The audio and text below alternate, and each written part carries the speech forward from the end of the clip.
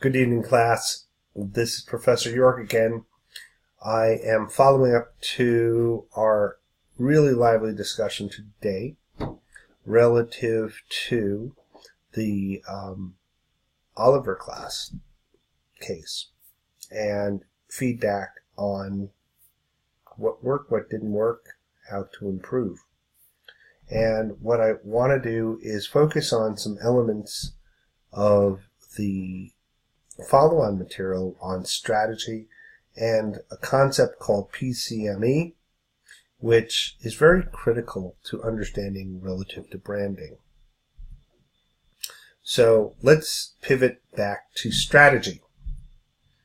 So most see strategy, and I ran into this and I want to reemphasize this, they just think about just do stuff. Ready, fire, aim. And what many marketing managers fall into, and I did early in my career, was just doing stuff, doing tactics. That's what you do as a marketer. Okay, we do stuff, we get results, and we show the results, and we show the stuff, and I remember parading the stuff that we used to do in front of our marketing director and getting kudos. But that's not marketing. Okay, that's not strategy. This philosophy of ready, fire, aim, translate is, okay, so you talk to your boss.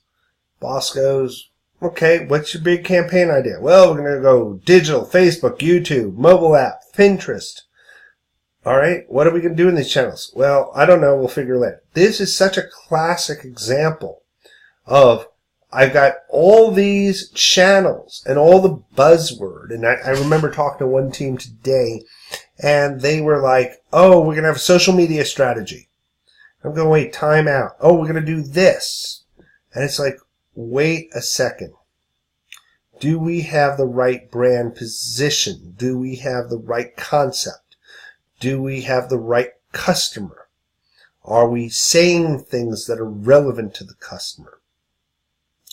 Okay, once we have that, then we speak in the language that is relevant to the customer, because that's how they're searching. We're not throwing stuff up against the wall and seeing what sticks. And there are companies that do that, but they're either not successful or they're spending a lot of money and not getting the best return. So, and the net is, by throwing stuff against the wall, it doesn't net you much. So we talked about this concept about strategy, and I like to simplify it. I remember a marketing meeting we had, and it was being facilitated by one of our VPs of advertising when I was at Epigen Marketing, and his name was Barry Balling. He worked in New York City as well, a very, very successful ad executive. And what we think about is, what is a strategy in one second? And strategy is so abused and so confused. So I try to simplify it. So you want to go home. All right, that's your goal. And the question is, well, how do I go home? Okay, so think about it. So how do I go home? And this is critical, because it's not what do I do to get home. So on the left-hand side, what we have, okay, is we have what we call the what. Take a car, I'll walk, I'll have, my running shoes, take a boat. But how is really the pathway? So that's a good way of thinking about and boiling down strategy to the most simplest term. We talked about previously last week about Michael Porter's key article on strategy and differentiation, which is, the creation of a unique and valuable position, which may involve a different set of activities. So it could be, again, few customers and many needs.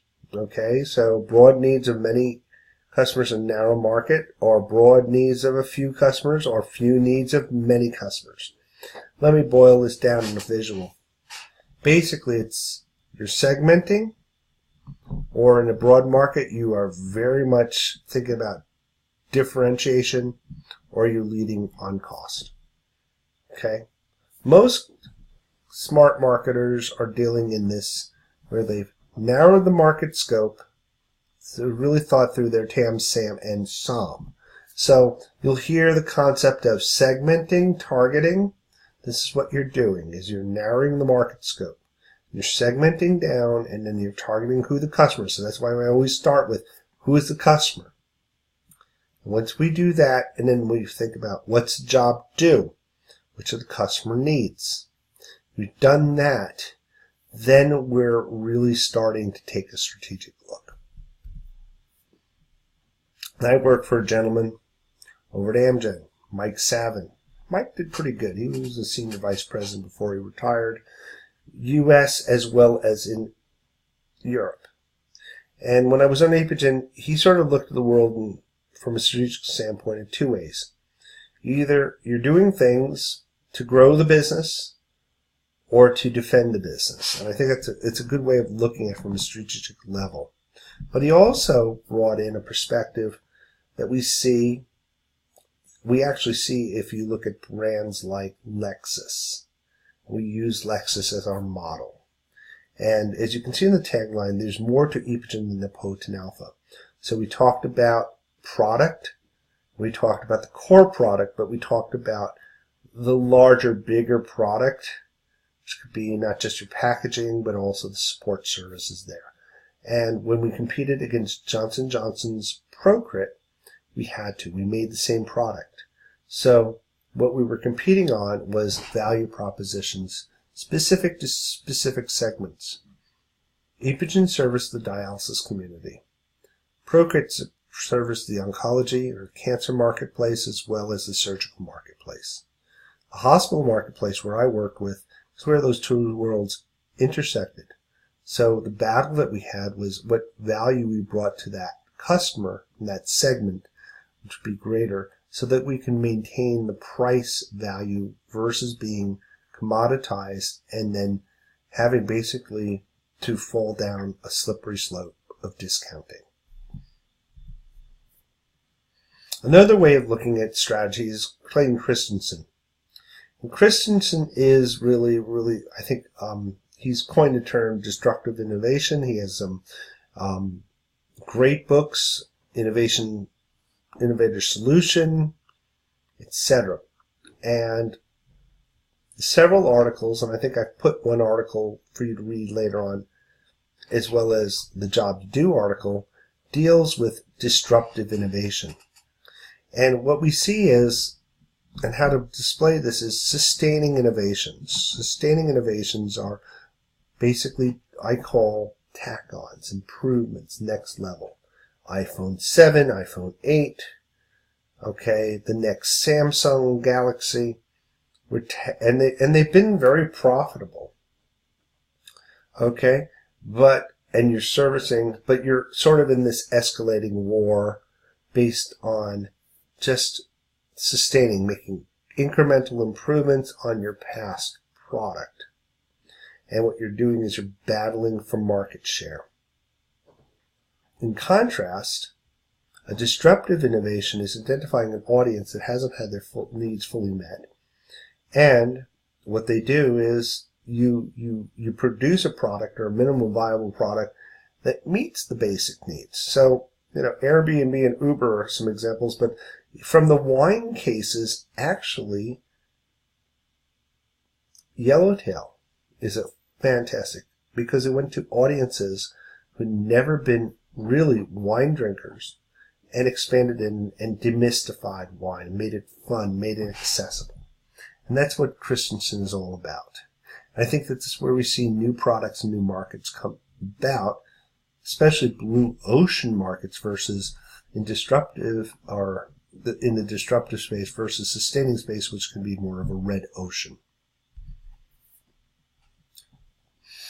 In addition to thinking about changing in the product, you may also think about changing the business model. So Passano, who is also from Harvard, Gary Pisano talks about you need an innovation strategy, and he talks about in this 2x2 where we can leverage an existing business model, but routine and radical, where we're really looking at either leveraging existing technical competencies or enhancing or improving or bringing into the table, and a number of examples that are there.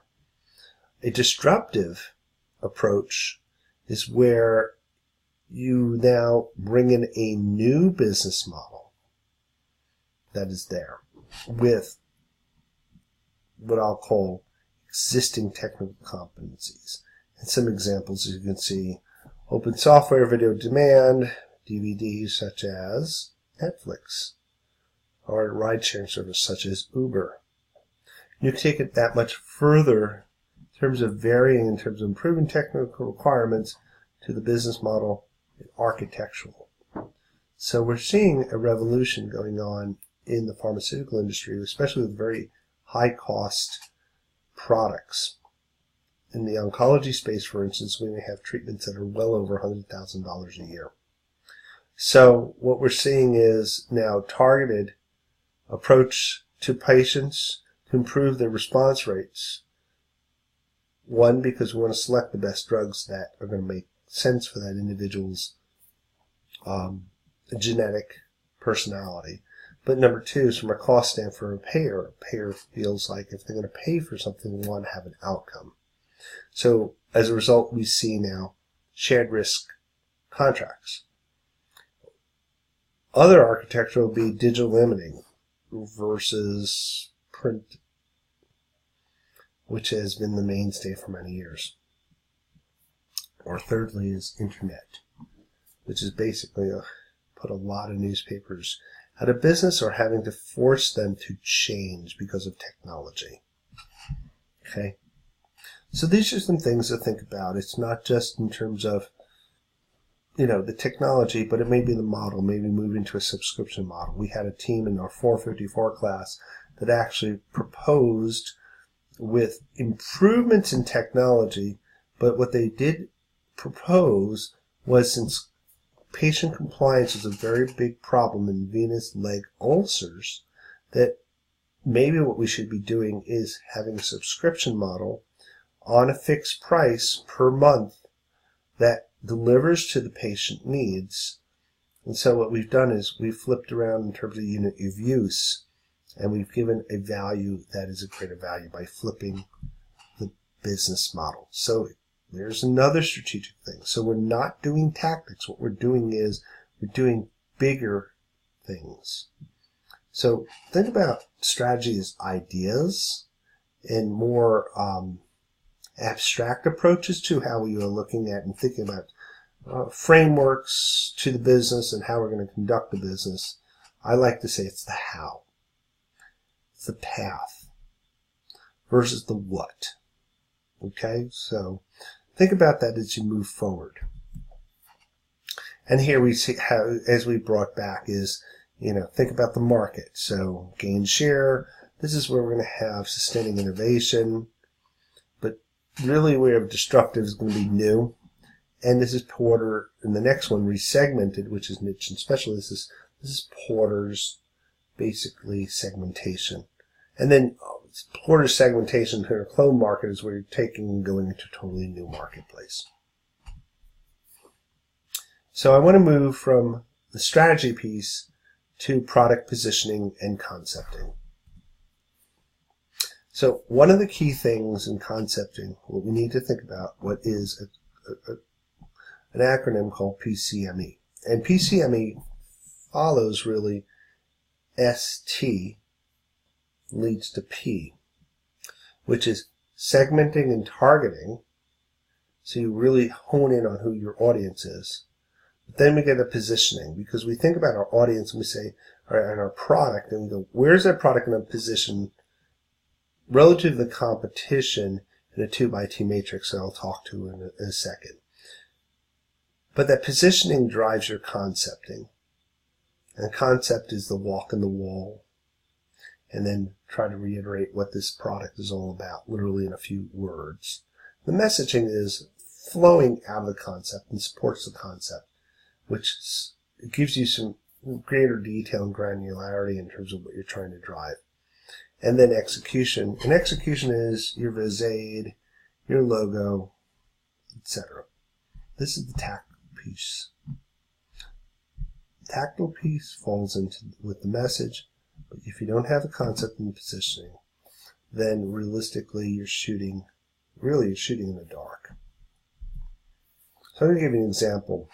Wine. A little product called $2 Chuck, Charles Shaw. It's inexpensive, $2-3.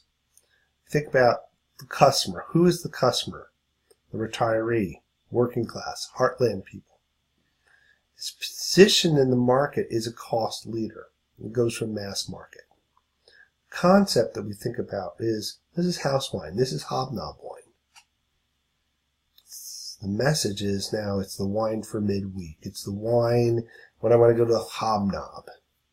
Okay? It's the wine that I kick back on the porch and I really don't care what the price is. Okay? It's the wine for every time. Okay? Simple, sweet, uncomplicated. The packaging and labeling is simple, straightforward. It's available at places like Trader Joe's. And it's bulk packaging. The foil cover is plastic. It's got a screw cap and rubber cord.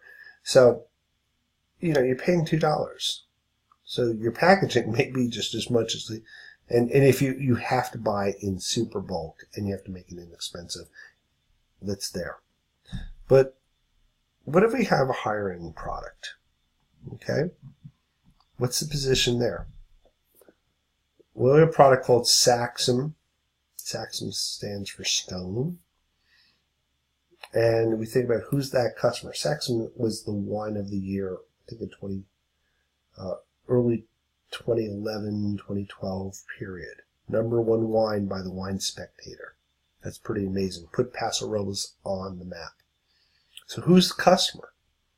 It's definitely going to be at a $100 bottle, $90 bottle of wine. It's going to be a pretty wealthy individual who either has bought this or buying this because of badge value or collectible, because they see it as a piece of art or some special occasion, but they're high net worth individuals.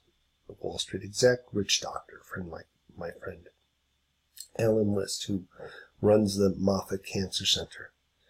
It's premium and it's differentiated. Concept is perfect wine. And then the message could be extraordinary wine for extraordinary times. The message could be, this is the collectible. This is what you put away. What you show your other wine friends when you really want to make an impression. It's a wine for those, if you're a Wall Street exec who's dealing with hedge fund and you have people who are your clients that are giving you millions of dollars, this is the wine you want to order at dinner. Okay? The execution is in the bottle in terms of it's embossed. It's got artwork that's unique to each bottle. It's label or screen art bottle work, heavy bottle, weight cap, high-end cork. I think the cost on the bottles may be another $1 when you think about it, but the impression that's there is amazing. So I bring those examples and I bring back to what we call a positioning map. This 2x2 is very critical, and you get used to using 2x2s in your discussions as a marketer. This is strategy. So where does this product fit? So we know the $2 truck fits down in this low price space, whereas Saxum is a high price. With Tiffany's, other high price products. Mercedes, Hugo's down here, low price. Okay, so position is key. If you're clear on your positioning, then you can own those marketplaces. If you're not clear in your positioning and you haven't properly segmented, you're caught in the middle. And this is not really a good place to be because you're in dead man's zone. In essence, is your customer's confused in terms of what do you stand for. So if we look at wine positioning, we've talked about Saxon and 2 Buck Truck. We'll think about Kendall Jackson. Okay, Screaming Eagle is in the Saxon space. Kendall Jackson is very interesting in that Kendall Jackson is a product that has been positioned, first of all, Chardonnay, which is a little bit more available in terms of product and core product that is there. They have built this product for mass market, and it's amazing. It really has built Kendall Jackson as a label. Just Jackson has been brilliant in terms of this. Make it a little sweeter, more approachable, and this has become an unbelievably large brand. And it is, if you think back to the case and the introduction of the case, we find that Kendall Jackson is one of the big players in the marketplace. It's based on what drove it. And actually, it's funny, is when I started my career, I used to order a lot of Kendall Jackson, both by the glass and also when we were doing wine dinners with customers. You can segment also in your portfolio and your positioning as well, such as here with this is the Her Too New space. Her Too New is basically a I'm going to say a receptor that we find on breast cancer cells, and based on the signature in terms of if it's positive or negative, you may be responsive to certain types of treatment. All right, and in breast cancer, it can make a difference.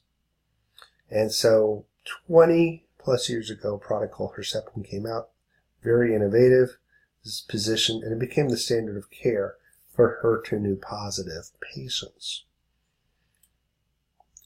Genentech, realizing that they have an older product that could be subject to generic, especially when the product goes off patent, which I believe it's going off patent, so now it's subject to biosimilar competition. So they built in their portfolio new products that would come pick up the slack. Sort of like with Soft Red, if you took what we call a horizon type of approach, bringing new products in that you can grow and pick up the slack. So what Genentech did was the 2 products, Perjeta was one and Kadcyla was the other. And what they did was looking at the segments of patients who have breast cancer, they positioned each accordingly. So adjuvant, which is an early stage breast cancer where you may have just a tumor, maybe a few nodes, then you're going to be treated typically with chemotherapy. Herceptin would be first line. For naive patients, that's patients who have not been previously treated, who have metastatic disease, that means that the disease has moved beyond the nodes, spread throughout the body. Now we're looking for something a little bit more. And what they did with the studies and the positioning is they positioned Perjeta as the next generation Herceptin. Then for recurrent disease, they brought in this very interesting product called Kadcyla, which is an antibody drug complex. The best analogy is a smart bomb, which is it has the receptors that target in HER2, but they conjugate together with chemotherapy. So this way you can position multiple products in a portfolio to do similar job in killing breast cancer cells, but in different sub-audiences. Sort of like the analogy is, who's a millennial? And we sub-segment it down to, the 20 to 22-year-old female, or the 34-year-old, or 33 to 35-year-old executive. Now, the other thing we have to think about is single-minded value proposition. Okay? So there's what we'll call a positioning statement. And we need to be focused in our positioning statement in terms of what value we do. The problem that many marketers have is that they think too broadly. In this case, as you can see, heart healthy, great tasting, natural, single origin, artisan inspired, in one sentence. Oh, it's good value. All right, that's a mouthful. Well, you need to be very focused, and that's where concepting comes into play off your positioning. So what helps you with positioning and moving to concepting is, and this is something I would really think about, it might be helpful in even your Cleopatra case, but it's called a positioning statement or universal selling proposition. We'll hear the other term called brand story. It's very similar to that. Some people will call it their elevator pitch. So in the entrepreneurship space, this will actually be your elevator pitch.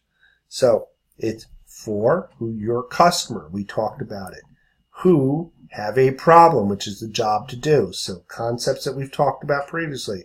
Our product, okay, provides some sort of benefit or capability unlike the competition. So we positioned in that positioning mark. Our product solution does X. The key point of competitive differentiation. If you are in the entrepreneurship space, you're doing venture pitching, this is your elevator pitch. But this really helps define where you exist relative to the customer, your job that you're doing for the customer, and against the competition, which can be direct rival or an alternative, or the status quo. And this relates to, so introduce to you all the Bain triangle. So it's not the products or features, but it's this job to do. And it could be a functional job or an emotional job, as we have talked about previously. This helps with building your brand. So you need to think about this, where it's emotional to life-changing to where you may have societal impact. The key point is we're moving beyond the products or features. We're moving to benefits. Because benefits are what? And the value propositions are there is you're solving a problem and carrying gain. But basically what you're doing for the customer is you're giving that customer the solution to the job to do. And you're creating an invitation to build a relationship. And that's called a value proposition. So, here's a position statement for Katsila based on what we had in the universal positioning statement previously. It's the first antibody drug complex for metastatic breast cancer. It is unique. So we've really defined it specific to a certain population that's there. It's a standard of care versus, here's competitive products, Tykerb and Xeloda. In what type of patients? Previously treated metastatic breast cancer patients. And it's accessible to all appropriate patients. So we're telling people that it's easy to get. So we're going to move it through the channel. That's one of the things we're going to do. Make sure the insurers pay for it. We're going to make sure it's on formulary. We're going to make sure that it's loaded into the wholesalers. And it's a comparative value versus other regimens. And when we talk about pricing, I'll bring up the price benefit model so you understand that point. So when we think about positioning and position statements, we have to boil it down. So you think about the singular takeaway. So concepting, which is that PC, that's a C in here.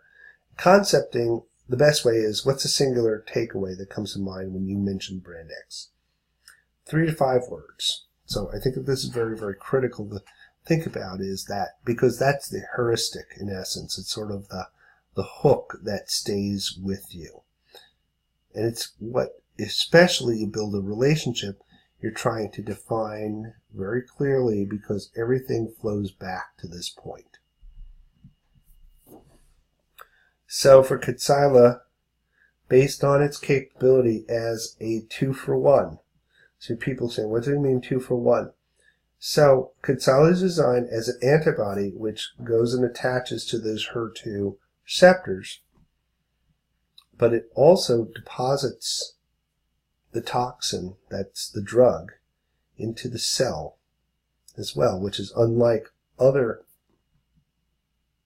Herceptin or other, we'll call it, antibodies that are out there against HER2. And it's, as a result, it's deadly. It's dual deadly.